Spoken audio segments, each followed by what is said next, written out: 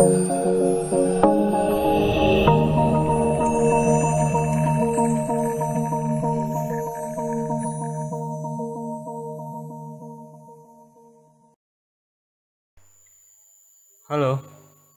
ketemu lagi bersama saya di mata kuliah manajemen jaringan. Di pertemuan kali ini kita akan mencoba untuk melakukan filtering terhadap percobaan SSH dan Telnet brute force. Apa itu brute force? Yaitu percobaan login yang dilakukan oleh hacker untuk masuk ke dalam sebuah sistem. Tapi sebelum masuk ke materi tersebut, kita akan bahas sedikit mengenai materi DHCP yang di pertemuan sebelumnya ya. Nah, kalau misalnya kita lihat di sini saya sudah mengimplementasikan manajemen user berdasarkan MAC address. Jadi saya daftarkan semua MAC address pengguna LAN secara statis. Kemudian saya memberikan komen sesuai dengan nama pemiliknya. Setelah itu, saya juga mendaftarkan pada tabel ARP. Jadi misalnya IP 02. 02 ini kan punya Bu Marna. Nah, kalau misalnya kalian lihat di sini MAC address yang terdaftar pada lisis untuk DHCP ini sama dengan tabel ARP list, sehingga yang pertama ketika pengguna misalnya tidak terdaftar, maka dia tidak akan mendapatkan alamat IP, tetapi dia masih bisa mengisikan secara manual karena kita belum mengisikan secara manual pada ARP. Jadi ketika dia isikan manual, misalnya ada pengguna baru pakai IP 0100 misalnya, kalau tidak ada yang menggunakan, dia bisa menggunakan IP tersebut dengan mendaftarkan pada ARP secara statis seperti ini. Kemudian pada bagian Ethernet yang terhubung dengan LAN kita buat ARP-nya hanya reply only, maka walaupun diisi manual, dia tidak akan tetap mendapatkan akses internet karena hanya yang terdapat pada tabel ARP yang akan mendapatkan koneksi internet. Oke. Kalau misalnya kalian lihat di sini, ini semua yang terdaftar, jadi tidak ada yang selain yang saya daftarkan, karena pada bagian DHCP juga ini add ARP for lists-nya sudah saya hilangkan, jadi dia tidak akan menambahkan ARP yang ada di list ini di tabel ARP. Kalau seandainya saya sudah daftarkan manual, kemudian ini saya checklist, nanti dia akan bentrok ARP-nya ya. Jadi ada pemberitahuan di lognya bahwa ARP-nya sudah eksis atau sudah tersedia. Seperti itu. Nah, yang selanjutnya masuk ke materi kita. Oke, kalau misalnya kalian lihat di sini ada drop SSH dan Telnet brute force, di mana SSH sendiri yang kalian tahu sama seperti di implementasi pada Linux, dia menggunakan port 22, sedangkan untuk Telnet sendiri itu menggunakan port 23. Kalau kita lihat di sini byte-nya sudah terisi ya. Ini berarti sudah pernah ada percobaan, cuma karena router ini kemarin baru selesai di restart sehingga pada lognya ini tidak tersedia lagi ya, nggak ada lagi karena saya hanya menyimpannya di memori, jadi buffernya itu di memori bukan di disk, seperti itu. Lalu bagaimana contohnya kalau seandainya dia tersedia nih? Kalau misalnya kalian lihat di sini, login failure for user admin from 192.6812, berarti dia mencoba dengan ini, saya akan besarin seperti ini, admin ASD from 192, berarti dia mencoba username-nya admin ASD dari IP ini melalui SSH. Kalau kita lihat nyoba usernya Ramona melalui IP ini, atau user admin 123 dari IP ini, dia kurang lebih seperti ini. Ini berarti ada hacker atau orang, bisa jadi pengguna di dalam LAN tersebut atau dari luar, yang mencoba login, jadi menebak password.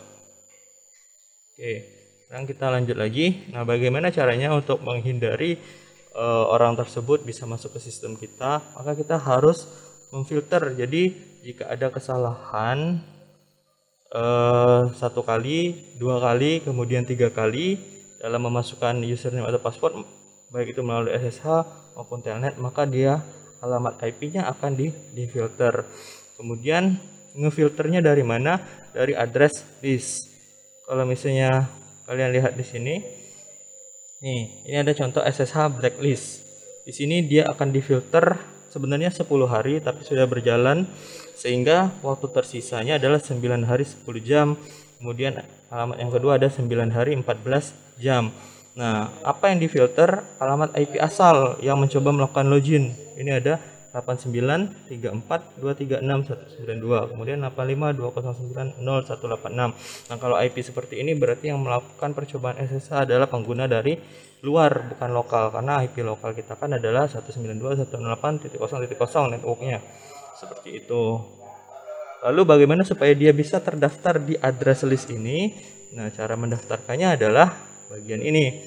Yang pertama, rule yang harus kita buat adalah rule drop dulu, karena dia paling atas, sehingga ketika nanti sudah ada yang masuk ke dalam address list, ketika dia turun, rule yang dibaca pertama adalah rule filter, sehingga IP tersebut difilter terlebih dahulu. Oke,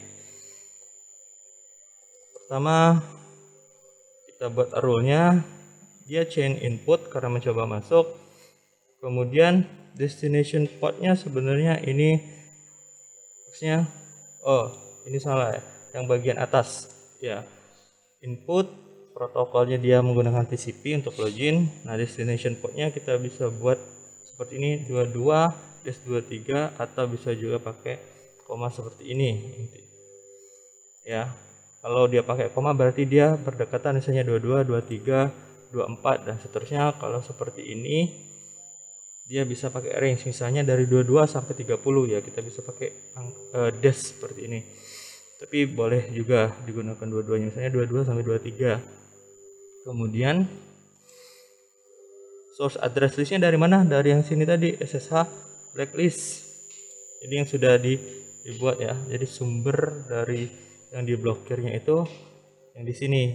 Nah, sehingga dia akan ngeblok SSH blacklist yang ada di address list. Nah, walaupun alamat IP-nya beda-beda, asal namanya SSH blacklist, dia pasti akan difilter seperti ini. Kemudian actionnya apa? Actionnya adalah drop. Boleh pakai log. Ini kalau dia seperti ini di checklist log, kemudian nama lognya ini, maka di bagian log ini nanti akan muncul sesuai dengan yang kalian tuliskan di sini. Nah, kalau kita lihat dari sini, pembacaan pertama adalah melalui yang paling bawah, karena dia pasti untuk pertama kali mencoba, rule ini akan lolos, rule ini akan lolos, ini juga lolos, ini lolos. Nah, pada rule yang terakhir ini untuk SSH dan telnet, dia akan terbaca seperti ini. Jika ada percobaan pertama yang mengakses port 2223 dengan koneksi yang baru atau new, ini advance-nya masih kosong, maka dia akan dimasukkan ke dalam address list dengan nama SSH stick 3, di mana waktu timeoutnya selama 1 menit. Nah, percobaan selanjutnya, percobaan yang kedua, yang ini lolos, ini lolos, ini lolos. Nah, yang ini dia nggak lolos karena apa? Dia mencoba masuk lagi, tapi dia sudah pernah terdaftar di stick 1 yang di bawahnya. Ini adalah, kan tadi dia akan dicatat sebagai stick 1, sehingga ketika dia tercatat sebagai stick 1, maka dia akan masuk ke rule yang ada di atas ini. Oh, dia dianggap sebagai stick 1. Actionnya apa kalau sudah terdaftar? Dia dimasukkan ke stick 2. Kalau udah stick 2, di bagian ini dia akan dimasukkan ke stick 3 dengan sama. Jadi percobaan selanjutnya new, karena dia terdaftar sebagai stick 2, maka dia akan dinaikkan lagi statusnya menjadi stick 3.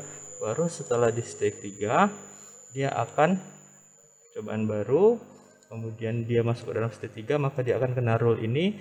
Kalau kena rule ini, maka dia akan dimasukkan alamatnya ke dalam address list dengan nama SSH blacklist, di mana timeoutnya adalah 10 hari. Nah, kalau sudah seperti ini, karena dia sudah masuk ke SSH blacklist, maka dia akan terkena rule yang di atasnya, yaitu melakukan filter pada source address list dengan nama SSH blacklist, di mana actionnya adalah drop. Seperti itu. Bagaimana dengan rule yang selanjutnya juga sama. Misalnya winbox. Kalian tinggal sesuaikan aja destination portnya berapa. Ya, kebetulan ini punya saya. Tapi nanti akan saya blur ya, karena bersifat rahasia. Actionnya juga sama drop dengan nama brute force winbox.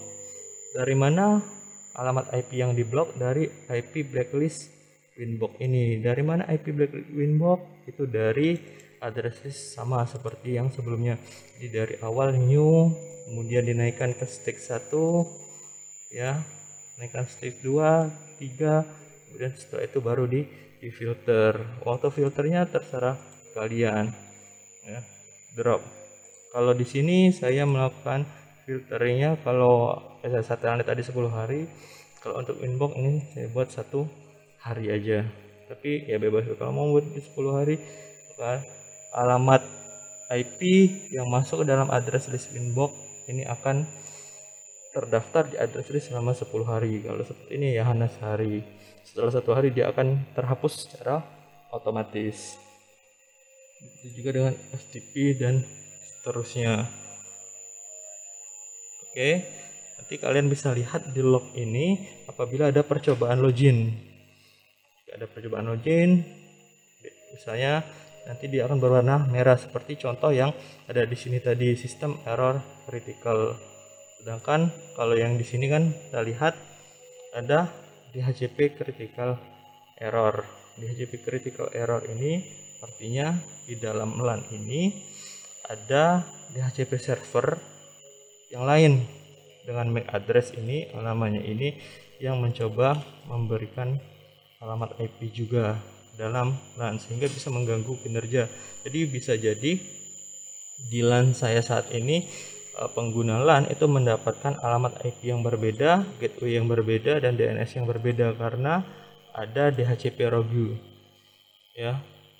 Nah, ini akan saya cari secara manual siapa yang memasang perangkat seperti ini. Ini kemungkinan bisa jadi adalah access point yang dipasang tapi belum terdaftar ada DNS server tadi, jadi belum ada didaftarkan di lisis. Kalau sudah terdaftar bagaimana? Ya kan seperti ini. Di sini ada wifi ya namanya, biasanya saya tulis wifi. Nah, ini ada wifi SPMI seperti ini. Ini sama akses point juga, tapi ini sudah diisi manual sehingga dia tidak meminta alamat. Oke, pertemuan kali ini untuk mata kuliah manajemen jaringan cukup sekian. Terima kasih atas perhatiannya dan sampai ketemu di pertemuan selanjutnya.